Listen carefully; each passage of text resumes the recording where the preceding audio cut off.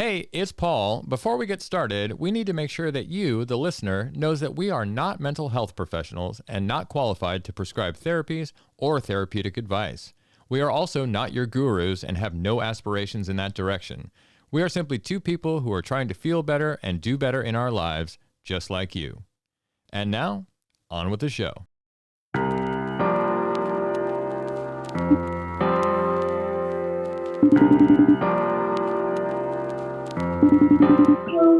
Hey! Yoda. Sorry, I pushed the FaceTime button instead of the phone button. It's all good. Look at your beautiful face. I know. Wow. All right. I'm feeling myself. So you think a lot this of yourself. morning. I'm feeling myself this morning. No, I did. Thank you. I appreciate that. I'm not so much I feeling do. myself this morning. So that's really great to hear. It's weird. I had a woman at Trader Joe's the other day compliment my outfit. I'm like, all right, whatever. But anyway. So strange. Well, I'm calling about the podcast. What do you want to do on the podcast? All right. Yeah, I was thinking let's do one on self-worth. Yeah. Oh, that's good. That's good. Did you decide that just now when I said that to you? Just now, because clearly you don't need it. You already think highly of yourself. That's right. Okay. Well, for everybody else, let's do the episode. What do you think? Yeah, we're smally this. Yeah. I'm good enough. I'm smart enough. And other people like me. Yeah, So. I could use those mantras too. All right. Well, we'll do self-worth, and I'll meet you in the studio on Thursday. Yeah? All right. Bye. Peace out, dude. Peace out. Bye. Bye. Freedom over fame. Freedom over fame. What does it mean to feel worthy, and where does that feeling come from? Is it dictated by society? Do we gain our worth from fulfilling what other people subscribe to as worthy behavior? From how attractive we are, or how much money we make, or how good we are at playing sports? Or is it inherent and simply being masked by our own feelings of shame and inadequacy? Today on the show, we're talking about knowing your self-worth and how to move from sourcing it externally, where we care more about fulfilling the ideas of others, to an internal gauge of our own worthiness that includes grace, compassion, and ultimately the kind of personal success we've been after all along. So if you're ready for takeoff, Let's go.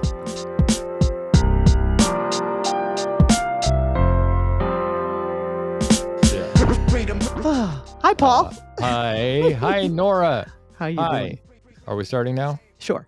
Okay, great. All Hello. right. How are you? Welcome to If We Only Knew Then. The podcast of hard-earned wisdom, as we call it. No kidding, right? Yeah, and we're going to drop some hard-earned wisdom today too. Well, first off, I'm Nora. If you're just new listening, and we're in season 2 now, which I can't believe, but Yeah. Well, there you go. and that's Paul, who's not I'm Paul. introducing himself. I resist all forms of identification. I'm trying to stay on the down low with Just my Paul. podcast and my many Paul social X. media posts. Paul X. It's just X. Just no, that's not good. Don't do that either. I love it. Anyway, there we are. So Nora, today we're talking about self-worth and Knowing your worth. knowing your worth, knowing your value in society, and what this is a topic that you had chosen. So what made you want to talk about this? I feel like there's always like these terms that people throw around that I hear of, like, know your value, know your worth. And I feel like I wanted to explore this a little more, because I feel like those can be platitudes, Mhm. quite honestly. Yes. There's the capitalist sense of like knowing your value, which is like, all right, if you're in a role or in a position at a company and you have a specific title, and knowing your value, what does that mean? Just like Googling what other people in other companies make, and like that's Yeah. and what they bring to the table, and that's the value you bring, maybe. But is that really knowing your own worth and your value? hmm Yeah. So Yeah, think- there's a lot of memes around too of, like, the cartoons where people are negotiating for a salary and stuff, and it's like there's shit. a lot of know your worth type of stuff in there, and and Mhm. a lot of times the person interviewing is kind of acting dickish to the interviewer, and Right. things like that. That's not all about just knowing your worth. I mean, there's Well- knowing your worth, and then there's just not being a very agreeable person in society. Sure. And I this think, is- like, we live in a capitalist society, and Yeah. the whole structure of that is for one person to get as much as they can from the other person for as little Right. as possible. Right. right. Yeah. And- Buy low, sell high. That's it. Yeah, That's all we exactly. do. Right. Yeah. And it's just gross.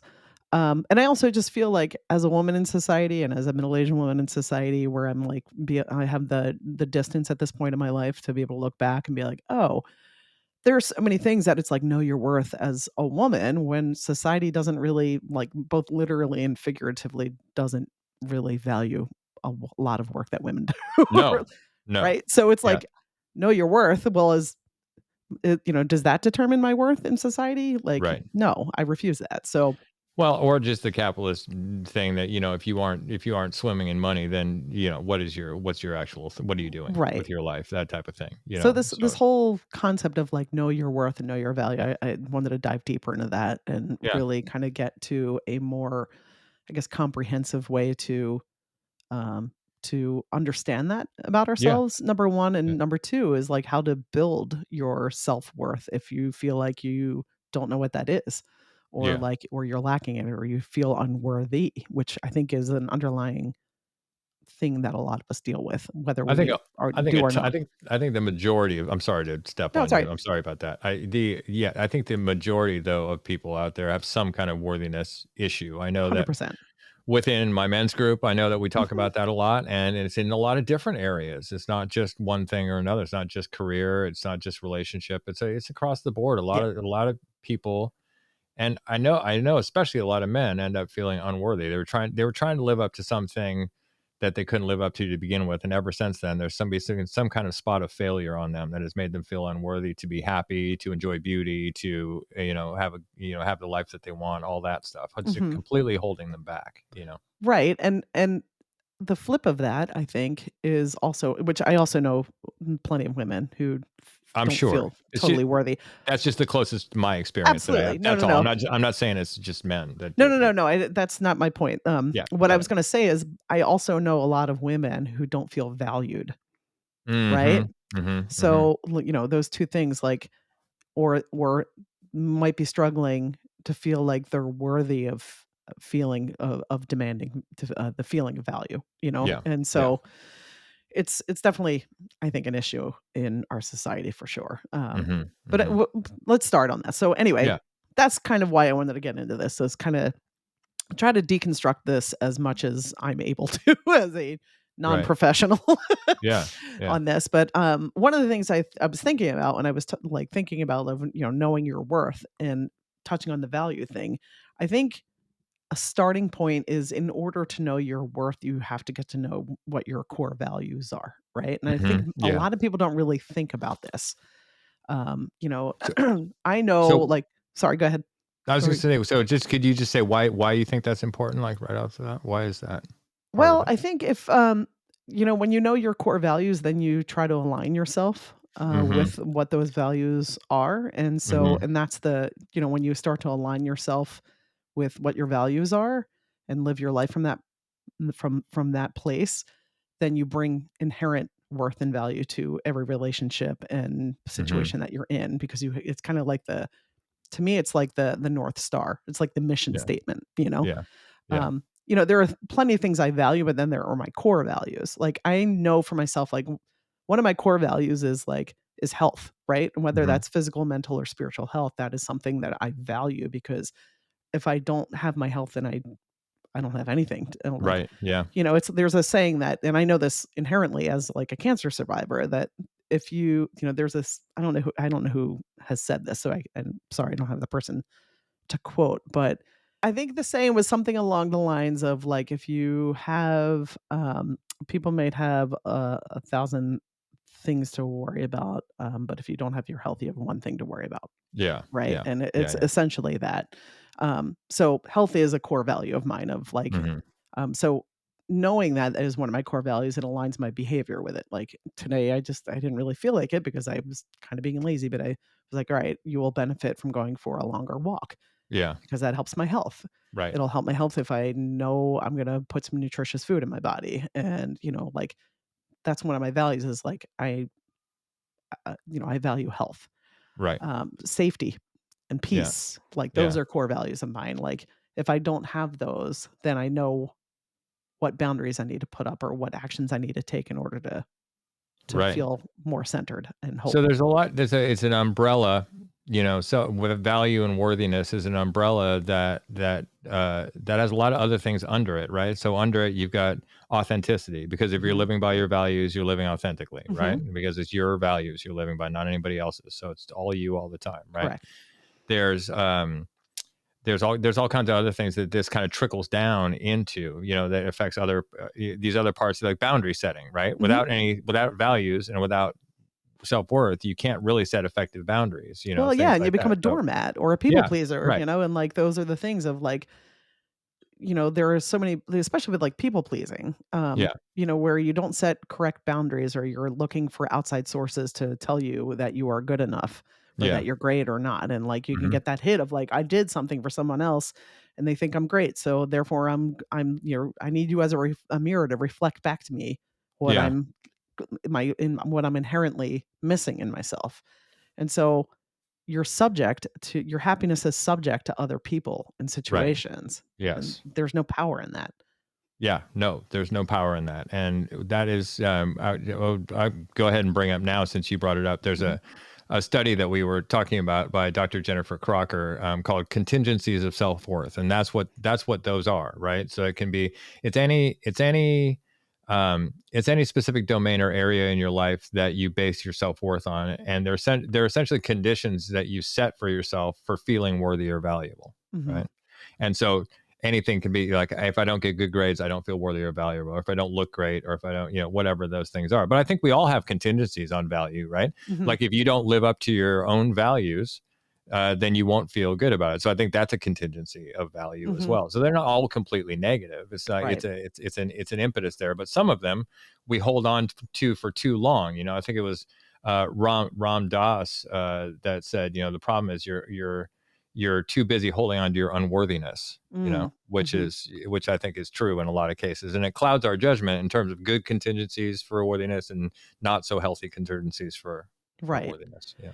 And, like, one of the things I'd like to replace, or it's not that I'm like to replace this word, but in my head, I kind of replace the word contingency with transaction, Sure. Yeah. It's, but when you start to really get a good look at, like, what you're talking about there, is you realize how much of our society and our culture really just relies on transactional, Mm-hmm. relationships to 100%. Yeah. especially to Yeah. ourselves, and Yeah. it's also I think it's such a dangerous place to be, and, like, Mm-hmm. I think it might be one of the roots of so many of the issues that we see in our Mm-hmm. Mm-hmm. society, Yeah. and we can see that in capitalism and the beauty industry and, like, you know, the the the job roles that people cling on to, the bank account number, or it's like all the flash or like the stuff that just doesn't feel um, like it's coming from self. It's coming from outside sources.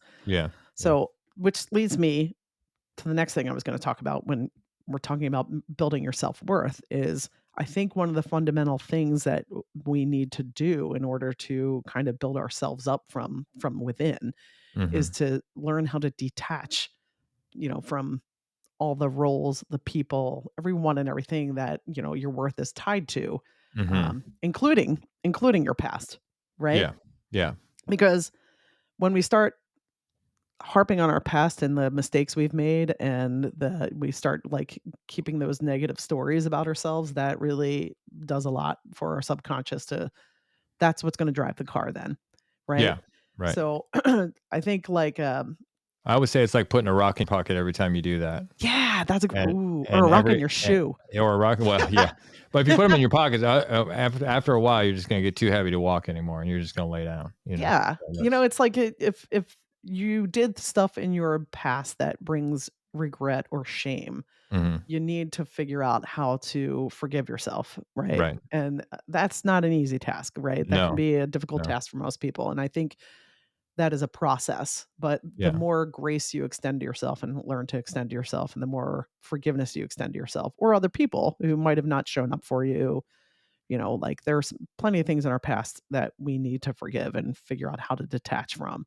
And if you Um, don't do that, the consequences are severe, because a mhm, lot of the time, the tendency is to then go into a shame spiral, not just mhm, feeling shame, but a shame spiral, where the idea is that you are so unworthy that you might as well just continue the destructive behavior you've been doing or Yep. amplify that behavior. So you see this with addicts all the time. Coming Yep. from, I have an addictive background, Mhm. and coming from that, I can attest to that first person that, well, I'm a piece of shit, so why not just destroy everything around me, type of thing, Mhm. and it can just, amplify that. If you have no self-worth, then you have no qualms about then laying waste to every relationship around you either, because you don't feel like you deserve them in the first place. So you go around making a mess of everybody else's life in this spiral that you're in. And if you don't Mhm. find a way to forgiveness for yourself and a way to grace for yourself, you're going to continue that cycle over and over again. Yeah. Not Well, everybody, but it's but it common. is, It's yes. common with addicts, certainly, to do Yeah. that. And we're all addicts in one way or another. Yes. Everything you said, yes. And to add on to that, there's a few things I wanted to add on to that, and let me sort my brain's kind of like connecting a bunch of stuff. Mm-hmm. Number one, we can go into real quick the difference between the guilt and shame thing, right? The guilt is Mm-hmm. I did something, and the shame is I am inherently, I did something. Right. Guilt is I did something Yeah. bad. Yeah. Shame is I'm inherently bad, right? Well, and with guilt, you can fix it too, right? Right, That's and the that's thing. That it's a right. motivator. Yeah. Right, Yeah. and the shame thing, it's like you said, I think this is why I really don't subscribe to the thought of, like, shaming people, Oh yeah. in order to, like,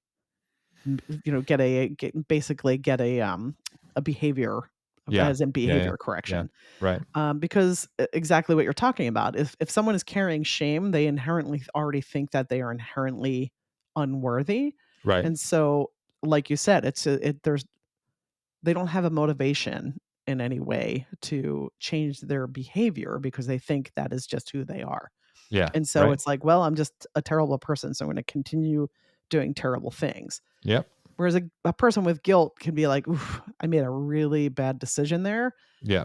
How do I fix this? Or how do I forgive myself and move forward and make better decisions for myself later? Yeah. So there's that aspect. But I would say that self-worth, I would offer the theory that this is not like proven with data that I'm aware of, or maybe it Mm-hmm. is, but I'm just not aware of it. But my theory is that self-worth, I'd like to look at it more as like a skill building, Mm-hmm. right? Rather than something I think a lot of people think self-worth is inherent. Uh-huh. Like they Right. think that confidence is inherent and self-worth is inherent.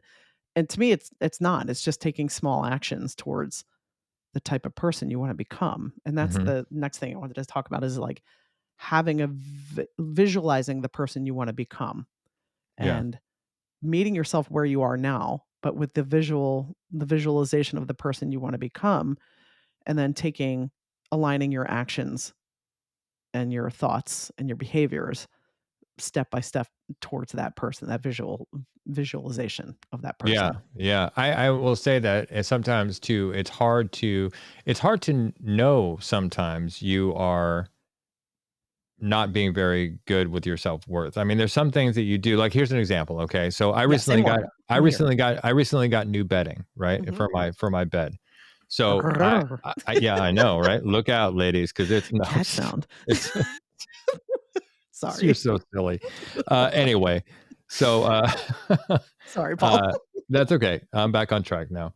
Anyway, for a number of years through the end of my last relationship, and even when I moved here, I thought that I was I was couch surfing for the last few years of my relationship, my long relationship, and then when that relationship was over and I got to the place that I moved, I just continued to I got in bed, but I slept on top of the comforter with another blanket over me. I told myself it was just out of convenience, easier to make the bed, yada, yada, yada, yada. Now, when I got this new bedding, I got into the bed and I got really emotional and I thought, what the hell is going on here? I just got in bed. What's the big deal? And it's not like I don't get in bed with my partner. I do. I get into the bed, whenever she's around. But when I'm solo, usually on top. I realized after processing a little while that for years and years and years, because I blamed myself for the end of my relationship and because I didn't feel very good about myself, that I didn't think I was worthy of a comfortable place to sleep. Mm. But I didn't know that. I didn't know It's that subconscious. conscious. It was Yeah. subconscious. Mhm. I didn't know that consciously. So It's driving the car. all to say that, yeah, I think what you're saying is right and good that we set a course for the person that we want to be. But along there, there might be some surprises. It might not be, you might find out things about yourself that you didn't know before. So sometimes it's hard to identify what it is to work on. Right. in Well, there because and you that's don't know part of what's the happening. point. What I was saying is like you have to meet yourself where you are. Right. And that's why Right. therapy is good too, right? Because you find out 100%. Right. those things faster, and Yeah. you can talk about how you're going to correct them, So Yeah. that's And then great thing. it's therapy to me is just like expanding your awareness of self. Right. Yeah. And, Yeah. and the more you become aware of, the more you can decide what is yours to carry and what is you're like, oh, wait, I don't want to do that anymore. And, Yeah. but Yeah. again, Exactly. I really do think it's like having at least you don't have to know the entire person you want to become, Right. but having an idea of like the things you value and what you want to do, the steps you want to take towards those values of the type of person that embodies those values. Yeah. That's it, and Right. like one of the things I want to is that figure out the ways that I am letting the subconscious drive the car of like how I think I don't have that I'm not worthy. Mm-hmm. Yeah.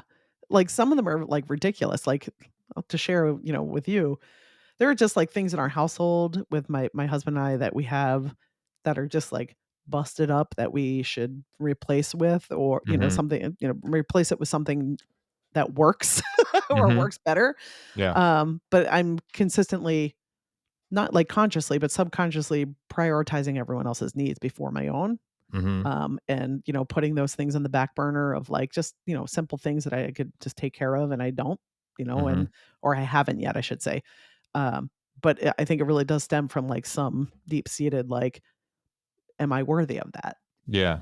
you know Yeah. Yeah. I mean, I think a lot of us walk around thinking we're not worthy of love and we're not worthy hmm of beauty. hmm Those two things, and comfort. All yep. those things. Yeah. And peace. And peace. Yeah. Yeah. Somehow that we have to be embroiled in all this stuff, and we have to succeed in a certain way, and we have to love a certain way, and we have hmm to, all those things. Yeah. Yeah. yeah. So yeah, So the whole inadequacy thing, man, that'll really yeah. that'll fuck you up.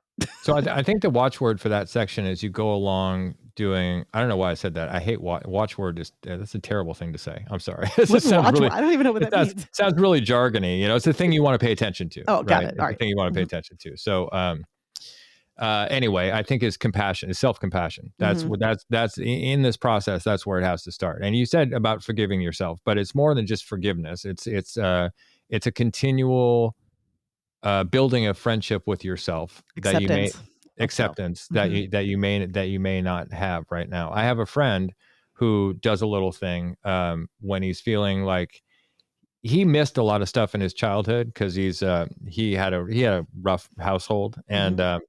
and so he didn't get to do a lot of things that kids do. And he said on the last year or so, something like that, I think, of taking his inner child out to do things that he Mm. never got to do.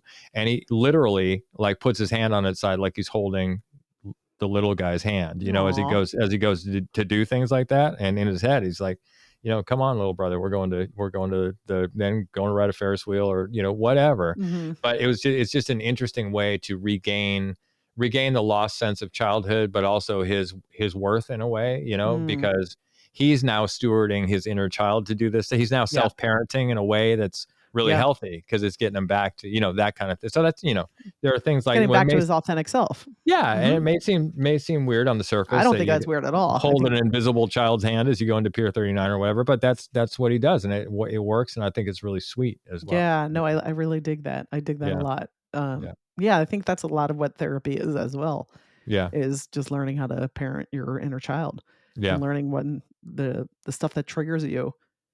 It's interesting, like, when I feel like if I'm too in my head or if I feel like that rush of like for me, it often comes up as like anger, like when I yeah, get triggered. yeah, yeah, yeah. It comes up as anger or rage, where but I don't explode.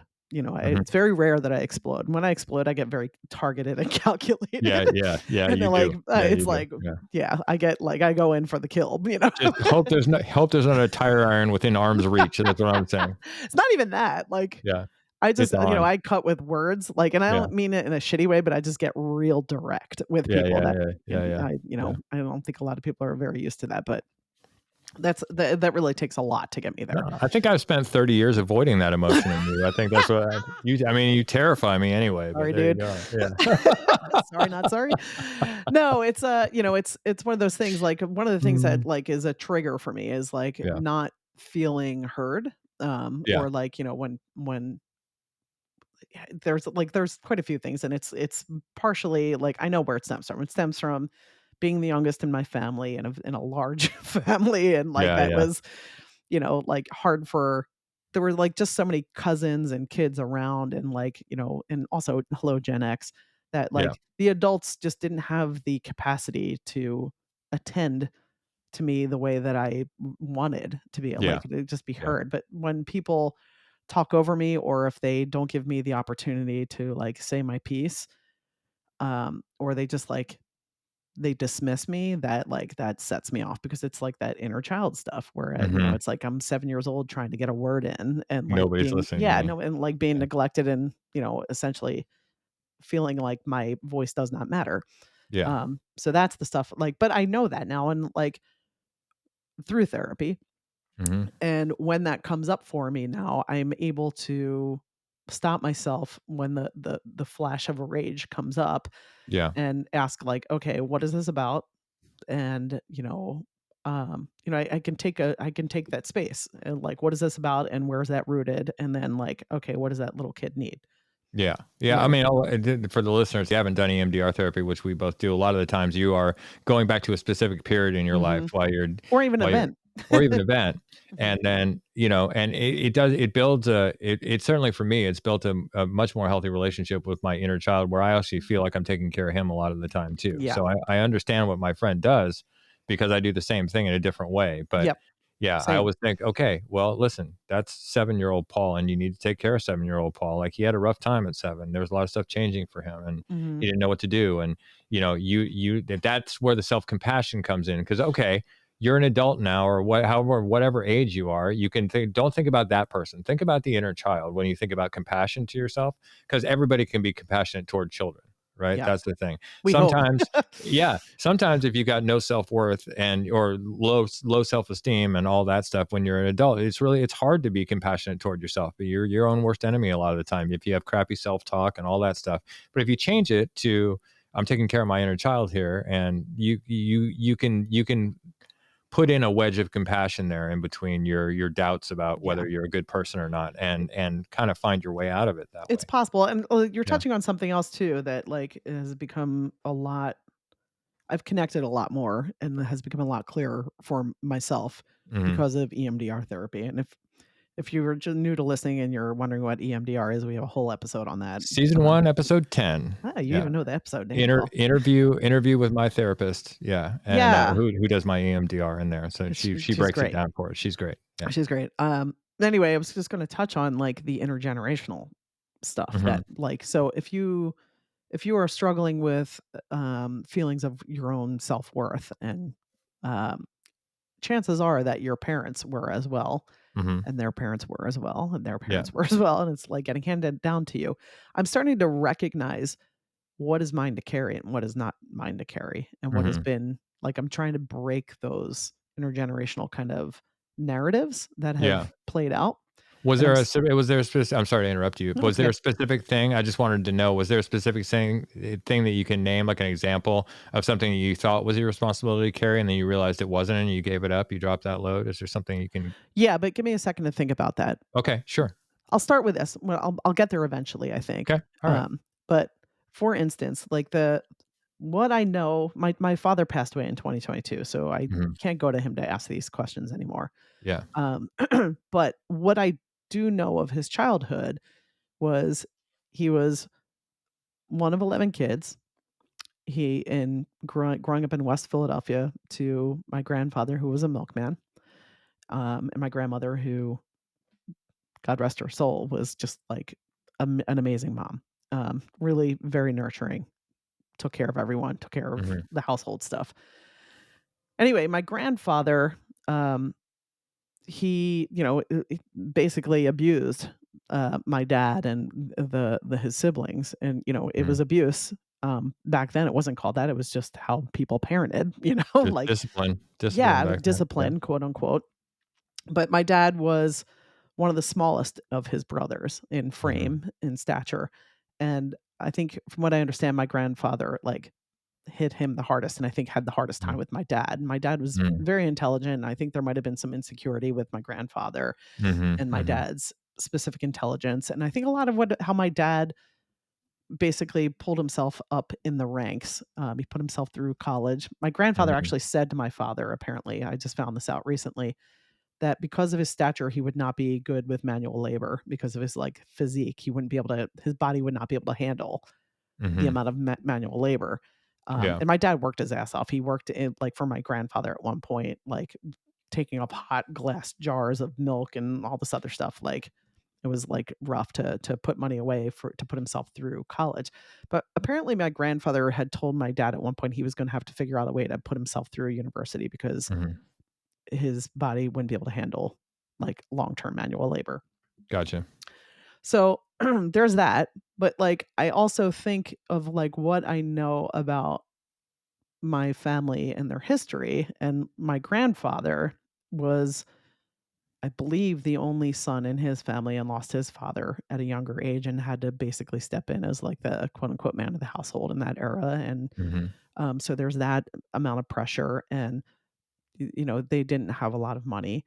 My dad didn't grow up with a lot of money. I didn't grow up with a lot of, I was provided for, but I didn't grow up with a lot of money. There was no intergenerational wealth in my Mhm. family Yeah. unit. And when I keep going back, I keep going back to what is a lot of an immigrant story and a specific Irish story of that's rooted to colonization, Mhm.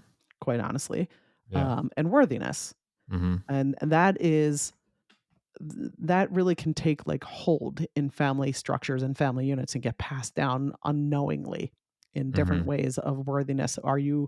It's kind of the survival mentality, Yeah. right? Like that that I am trying to unthread. And I see it with my brothers and their survival mentality and of like trying to figure out the best ways to keep ourselves secure and like our worthiness of making money if we need to, Yeah. and Yeah, yeah. how to take Yeah. care of ourselves in that way. Yeah. I don't know if that's kind of long, convoluted way, but yes, it No, runs it's good. through.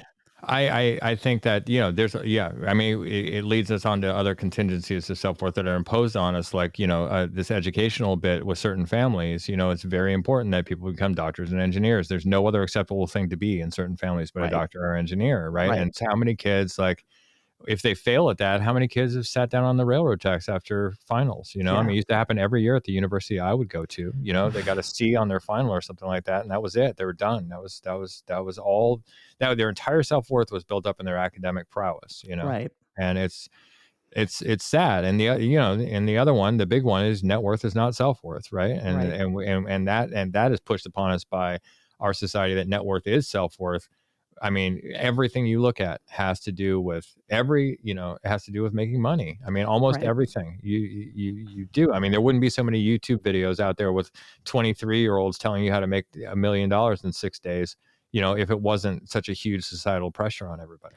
It reminds me, I think it was it Edward Abbey? He said something along the lines of, capitalism has the same kind of blueprint as the cancer cell, Yeah. is to Yeah. continuously be, like, growing it, and it's just like Yeah. it's Eat, never eat, eat. enough. Yeah. Right, Yeah. exactly. So I it's love Edward Abbey. I read The Monkey Wrench Gang when I was 18, changed my life. I love that nice. book. Yeah. Yeah. Yeah. No, I haven't read any of his books, but I've read plenty of his quotes that deeply The Monkey Wrench resonated. Gang is Yeah. worth it. Yeah, it's worth Right, it. I definitely will. But yeah, I mean, like I said, we were talking about at the beginning of this is like our society and our capitalist mindsets that, we don't even know that we have adopted. It's wired into us in the same way that our family narratives are wired into us, Yeah. and Yeah.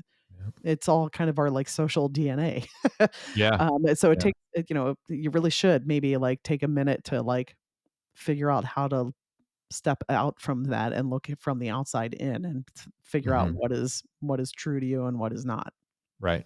Yeah.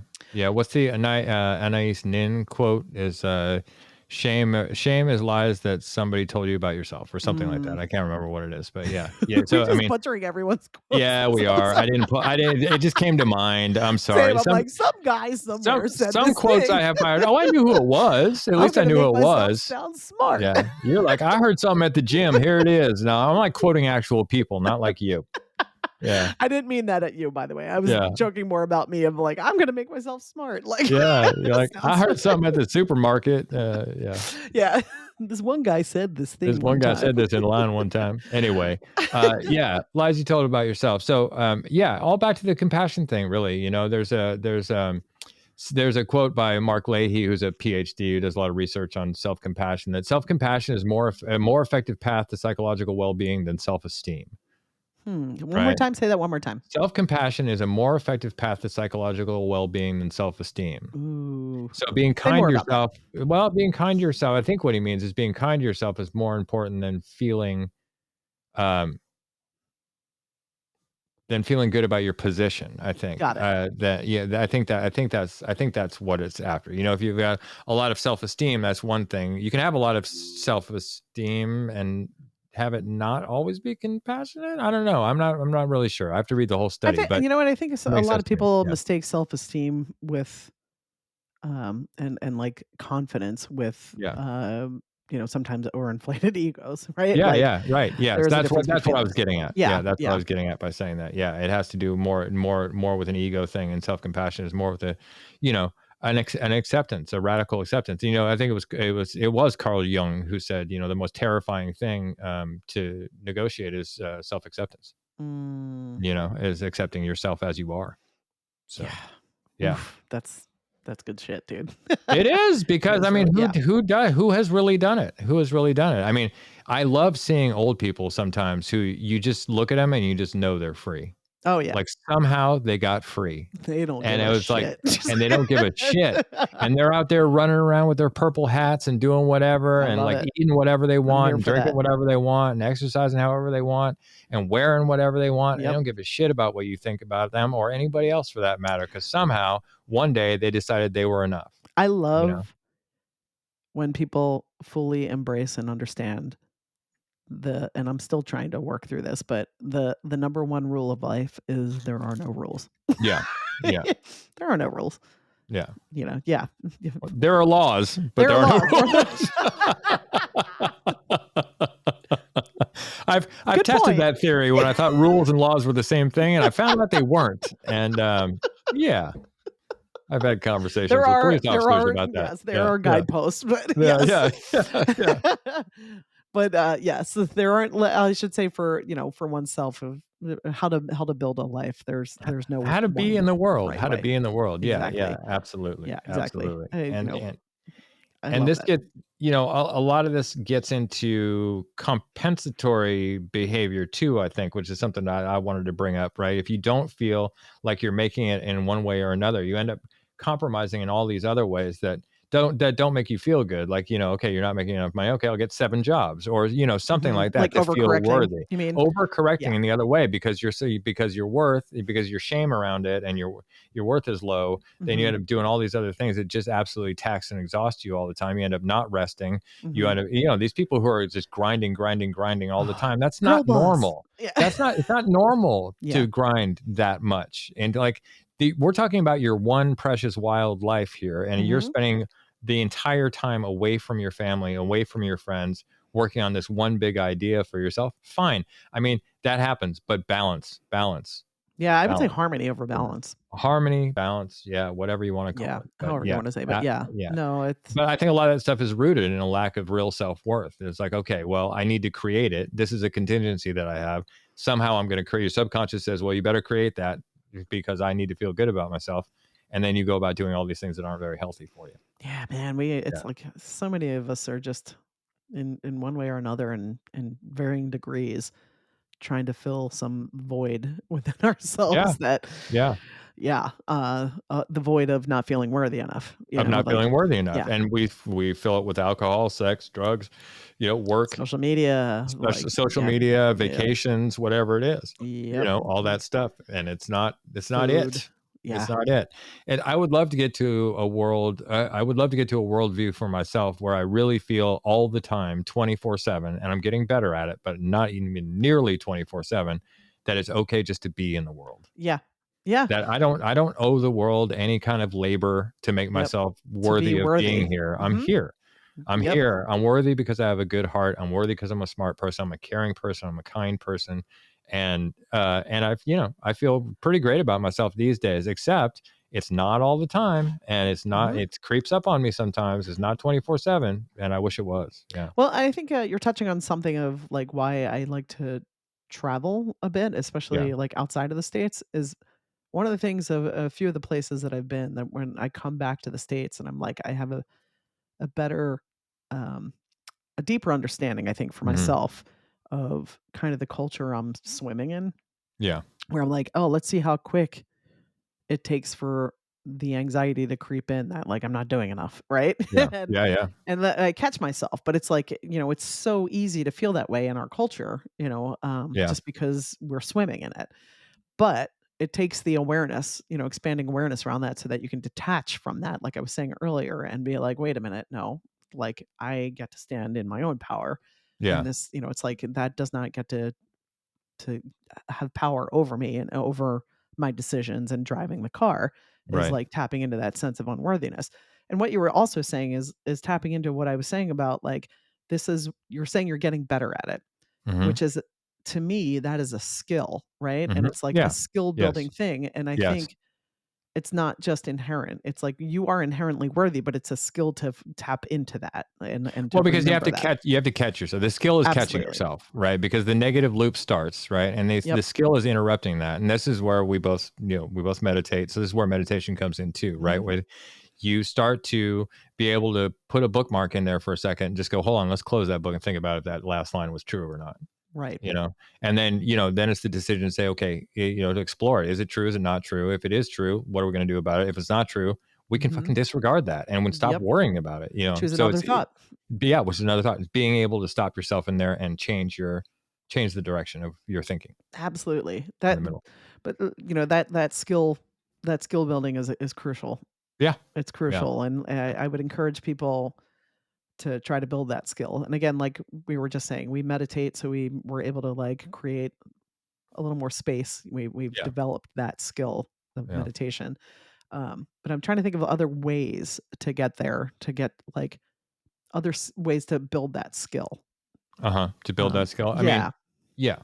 Yes. other than, like, affirmations, which Yeah. feel cheesy as shit, but they do work. They To do. me, it's They about do. rewiring, essentially, like Or rewiring the rewiring. brain. And Like, also, I like the fact that you started the whole conversation with knowing your values, right? So if mhm, you have that as your North Star all the time, like I mean, I don't really like goals or goal setting that much. I much prefer systems and other things like that over goal setting. But if you had to have a goal during this, those like living up to your own values, the only goal that matters, right? Because it kind of takes everything to the side. So if you have that as your North Star, the ways that you build skills to get that way, they kind of appear to you, I think, in mm, a lot of ways. So yeah, once you set the intention that that's the person that you want to be there, then the path opens up in front of you a lot of the time, and you get opportunities. The universe brings you opportunities to practice that, right? So for mhm, example, I certainly have had times in my life where I want to work on conflict resolution because I used to be really bad at conflict, right? I get really upset. I wouldn't blow up, not always. Sometimes I did, actually, back in my 20s. But I get it. um, yeah, 20s. A lot of testosterone back then. There's Oof. hardly any now. So there you go. Yeah, pretty much. And I'll Pretty take much. it though. You guys, right? Let me tell you, Right? from a woman's Yeah. point of view, the Yeah. testosterone can be a little bit much. Yeah, no, I get it. I get it. I get it. I But love you, anyway, dudes. Yeah, but yeah. all to say that I would say, like, I want to work on conflict resolution, and then the universe would serve me a conflict to resolve. Mhm. I mean, things like that. So I mean, when you're working towards something like that, you will notice whether you believe the universe brings it to you or it's coincidence or whatever. You will start noticing opportunities to then practice that skill Right. that you're working You'll toward. be able to like take that beat and look at it Yeah, from objectively and think yeah, about like, wait, yeah. how do I want to show up? So I think method is less important than intention in that way, right? Yeah. Yeah, I mean, I think both are equally important. they're You have to have important. the Yeah. intention in order to create the method. Yeah. Yeah. No, I agree. You know, Yeah. No, they feed on each other. But Yes. I think if you start with the intention, then sometimes the method appears, is what I'm saying, I like that. or the situation appears where you can use the method. Yeah. I like that. Yeah. Damn, Paul, you wise. I'm smart and beautiful, honey. You should know that by now, because I know my self-worth, And Nora. I know my self-worth. completely Yeah. humble, too. Totally humble. Absolutely humble. No Humble question. humility. Yeah. So I've got a question for you though. What's that? That I wanted to ask further to the top, but now that we're here, Please do. are there specific things in your life that you feel now where you feel unworthy? And what's your self-talk around that stuff like right now? Give me a minute to think about this. Yeah. No problem. The answer is yes, but I just have Yeah. to think of the specifics. Got Hold you. on. So where I feel unworthy and what I'm doing about Yeah. it. Yeah. You know what? This is tapping into the intergenerational stuff. Mm-hmm. Um, it's the money thing, Oh, me too. right? Say more. Yeah. Say Yeah. more. Yeah. I was raised by. I love my mom to pieces. She is an amazing person. And even when I was growing up, she would kind of question herself. She definitely exhibits some people pleasing stuff, and Mm-hmm. and I think I picked up a bit of that, and that is something that I've always like try to keep in check and like be like, okay, let's work through this stuff. But with that is like overextending myself to people, uh, and even in employment, and not asking for what I deserve really, Mm-hmm. and when Yeah. it comes to Yeah. compensation, and Yeah. and which makes me the greatest employee ever. Yeah. For Yeah. someone who's Right. employing me, because I go above and beyond, Yeah. and not ask for much more. And so I'm learning, I'm trying to catch myself when I'm doing that, and I'm learning to accept, and well, number one, ask for what I want. And Yeah. that can feel pretty scary to me, but it's one of these things where it's, it really depends on the situation. 'Cause sometimes, like, I'm not like someone who like demands that, like, my soup be at 98 degrees, and Mm-hmm. like Yeah. pretty flexible with that stuff. But if it's something I truly want, I'm learning to define what those things are for myself, and then ask for it, and not play. I'm tired of playing small. Small. Yeah. Mhm. Yeah. I have the same thing that's really interesting. I think a lot of people have it around money too. Mhm. I come from a working class family, Same. and my parents are both artists, right? So I think we have that money doesn't grow on trees kind of thing But I think that's going on, right? real And quick. That's part of my yeah, point about the intergenerational stuff that I was trying to get back to earlier. right. That's Yeah. gotten handed down to me. Yeah, absolutely. Mhm. Absolutely. Same. I'm just saying same in Mhm. my way. And it's manifested itself in the fact that I don't feel that I feel scared about money a lot of the time, Mhm. because I felt that fear all through my childhood. Like, is there Mhm. going to be enough? Is there going to be enough? Is there going to be I enough? absorb the tension of it Yeah, for the sure. tension. Mhm. Yeah, absorb the tension of it. And that's sort of sadly, I mean, it's really shadowed most of my adult life, the tension around money. There have been a Mhm. few positions where I felt really secure in the position, and I had and the salary was like, there were a couple times in my life where I didn't need to worry, and that felt amazing. And the rest of my life I've felt worried about Mhm. income and where that's going. Having said that, I have no qualms, as leaving salaries to do something more interesting, or to take another opportunity, Is or that take care of because my you dad. value your time? Yeah. Yeah, Yeah, exactly. You know yeah, your values. I value my lifetime, not There you just my go. time, not just my daily time, but I value my lifetime. And the reason I've done so many things is because I want to try so many things in my life to see if I'd be good at it, or if it gave me juice, or whatever that is. So I mean, I've been a dance teacher, I've been a high school teacher, I've been a Mhm. production manager, I've been a producer, I've been a bird store employee, I've worked at the library. There's a lot of jobs I've had, and I've Mhm. loved them all for different things. But when I felt like I had gotten full from wherever I was, like, there's not much more that I want. Like, if there are more things to learn here, or the onus of having this job has become too much to Mhm. be interested in learning them, or I've learned everything I need to learn and I want to move on, and then I go, Yep. and that's it. And it's always been like that. And back in the day when I was young, that just didn't happen. You stayed at the same company for 30 years if you could, and got your watch and retired and got your boat and died, right? That's how Right. it works. And I decided, well, No, listen, I'm laughing at how frank you put it. yeah, But I yes, mean, you're 100%. That I was put the it way. frank because I was in the theatrical union in San Francisco for a while, and this is in my 20s, and I'm working with guys that are my age now, like 57, 58, even 60 years old, lifting the same pig iron that I'm lifting, doing the same hours that I'm doing, which is like 8 in the morning, sometimes till after midnight when you're doing industrials and stuff like that. And they're just the dead look in their eyes, and they're just waiting to retire and get that boat and fade away somewhere, And Yeah. I was like, not me. That was the turning point. I am not doing that. I'm not going to spend 30 years lifting pig iron and then go retire, get a boat, and fade away into Bud Light land. I'm not doing it. So Margaritaville. in Margaritaville, exactly. So I decided that from then on, I was going to try as many things as I could. But it puts you in this weird space where the money is not always consistent, and it's certainly not always enough. Right.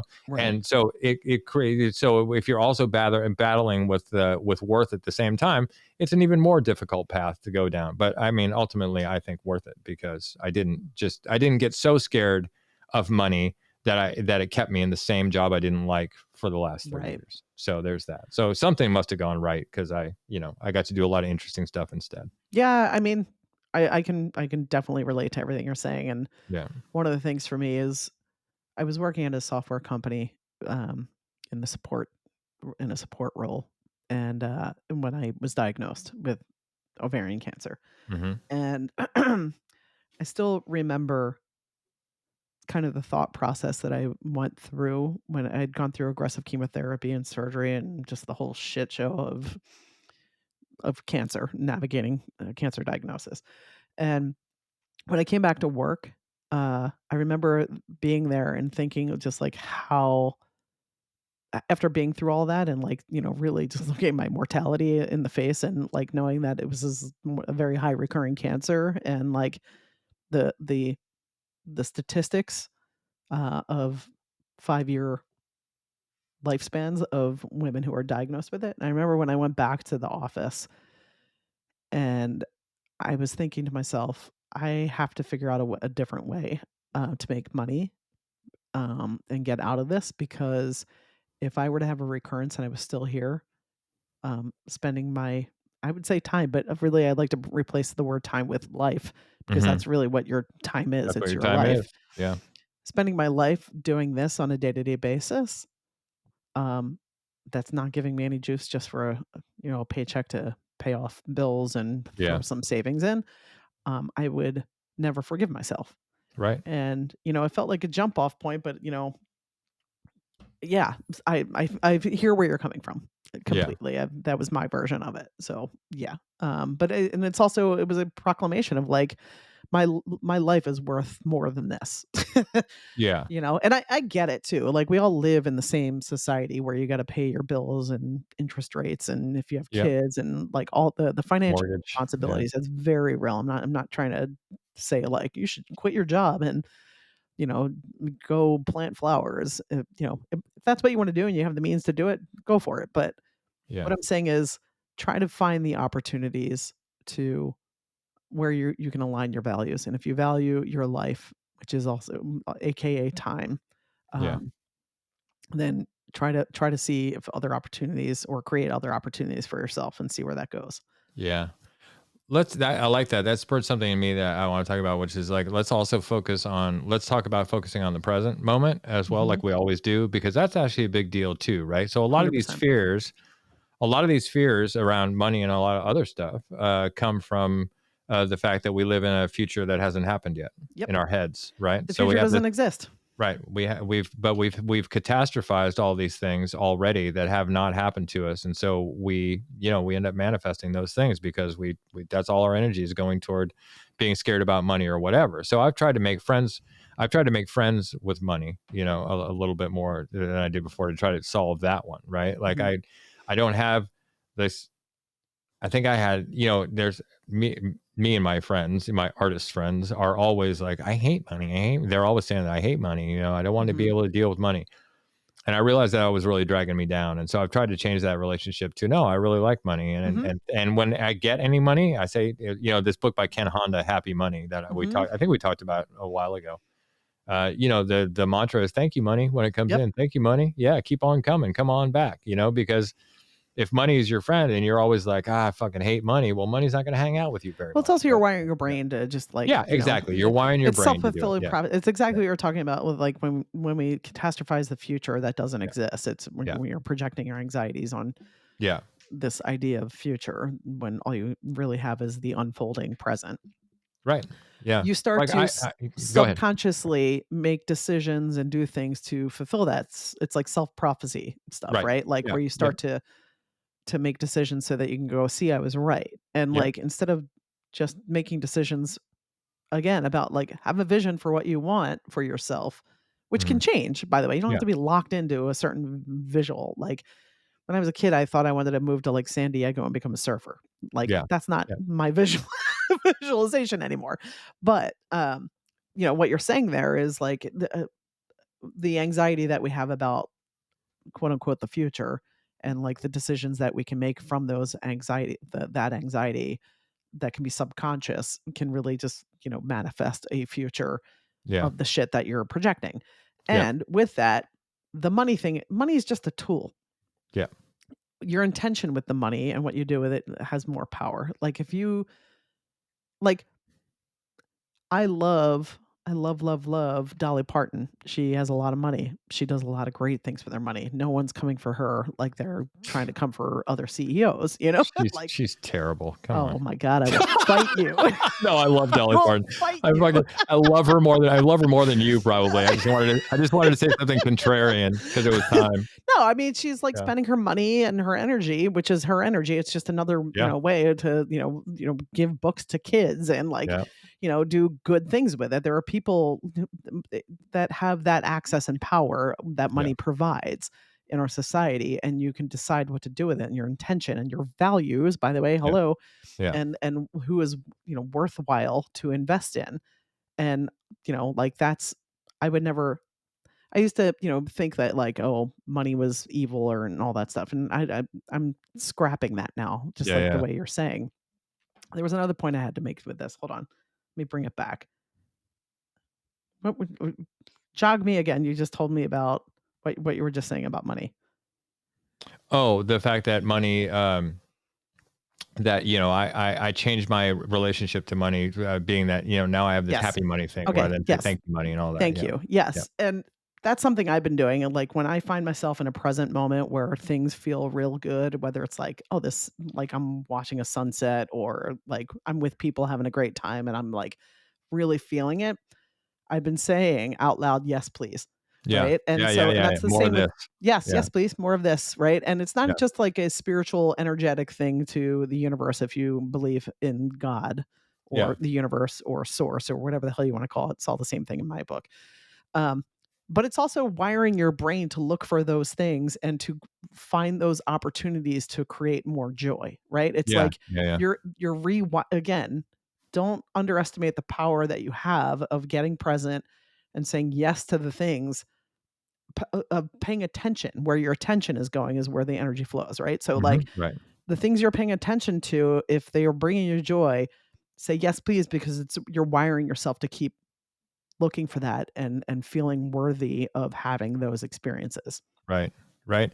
It's like, a good metaphor, well, at least a metaphor that I relate to for this is looking into the turn when you ride a motorcycle or a bicycle. It's mostly a motorcycle though. You learn first when you start riding motorcycles that, you don't turn with the handlebars. First of all, obviously Turn you with your lean, right? where you look. And and Snowboarding the too. way, and the way you do that, exactly. You go where you look, right? So you need to look into the turn. You need to look beyond where you're going. So then the machine will follow your visual line through, That's the right? So, visualization thing that I'm talking about. right. Yep. So when you do that, you do it to the exclusion of everything else, right? That's your spot, and you're going to stay on that spot. So your attention needs to be focused there, and that's where all the energy of the motorcycle goes. If that Sometimes a happens, at the squirrel same will thing. run in front of you or whatever, but you have to correct the course Yeah. and get back on. Like life will throw you those little, Yeah, of course.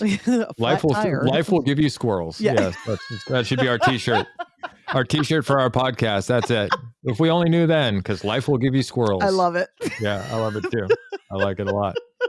But back to the money thing for a second, I wanted to tell this story because it's how bad this is with me, and this is going to make me look ridiculous. But so the other day, I was I had put this. I had this amplifier that I wasn't using that I put on Facebook Marketplace like a month and a half ago. right? Mm-hmm. And I was no interest in it whatsoever, not at all. And the other night I was talking to the ancestors and the ascended masters and God and everybody else, in my meditation. And I was like, I really need some money right now. I need like $600 right now, to do some stuff I need to do this month. And the next day, I got a full price offer on this amplifier for $600 I from a love this guy who shit. asked no questions about it, was absolutely honest, did not want to take my money. Really sweet guy. Met him in a parking lot the next day and got my $600. Was I grateful for that $600? No, I was not grateful for it. I was wishing it was more than $600. Come And on, where's the Paul. next money coming from, right?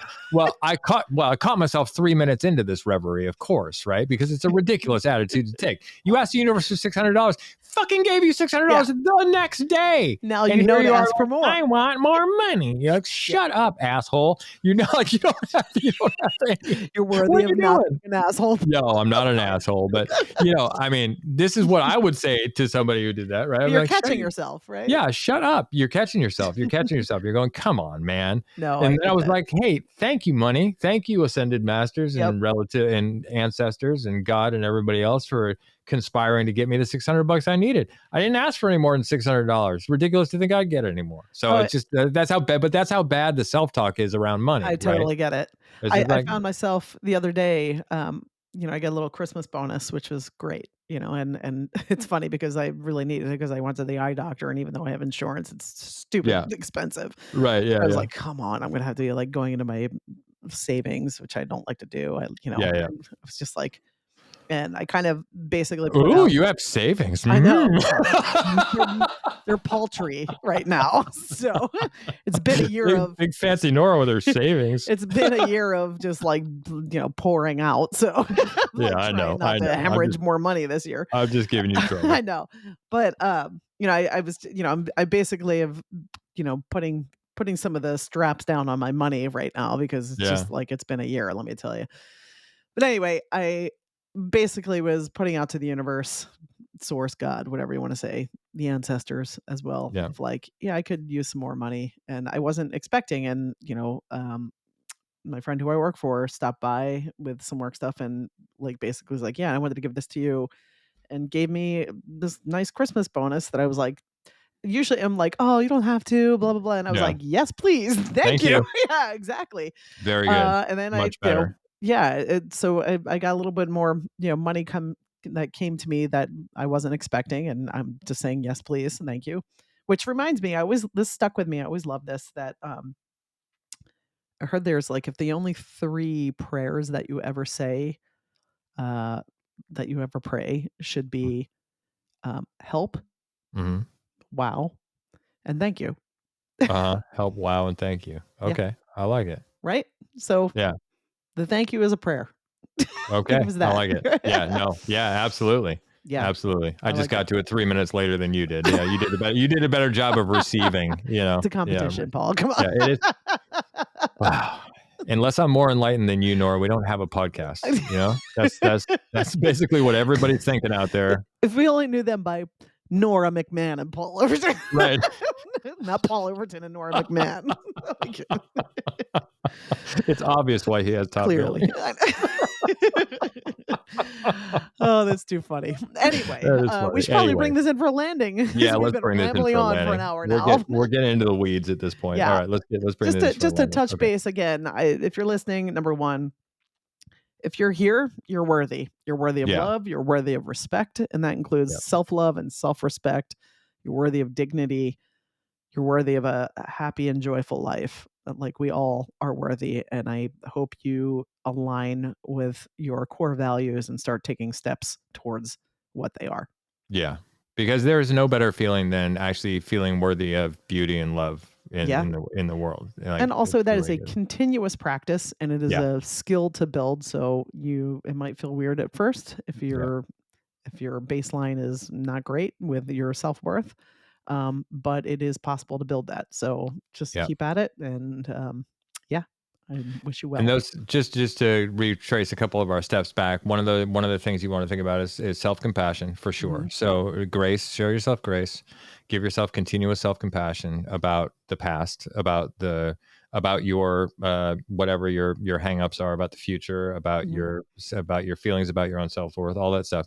Just give yourself some grace and say, okay, let's start from somewhere else. And then presence as the other Yep. thing, right? Yep. Try not to get locked up too far in the future and catastrophize, or too far in the past and get into a shame spiral. Those are the Yep. two things, right? There's anxieties in the future, shame is in the past, and in the middle, there's nothing. There's just being, Yep. and that's a healthy place to be. Buddha Paul in the house. No, it's not me. I'm That's kidding. not me. That's a lot of other masters that Yeah. I've read, not me. Certainly not me. The God. knowledge and wisdom that we've just Oh my basically God. taken from. Listeners, I pity you if you're starting to take me on as a guru, because it's gonna be a long road for you. I'll give you a reading list, but Yeah, I am no one's guru, by the way. no one's guru. Hell's no. No. Anyway, thanks for tuning in this week, you guys. Yep. We love you. I love you, Nora. I love you too, Paul. And if you found this valuable, share it with someone you like. Absolutely. Yeah. And certainly drop us a review on Apple Podcasts, because that helps us out a lot and helps the show out a lot. Okay? Yep. All right. Peace out, all. Bye. See you next time. Okay, bye. Cycle stays the same.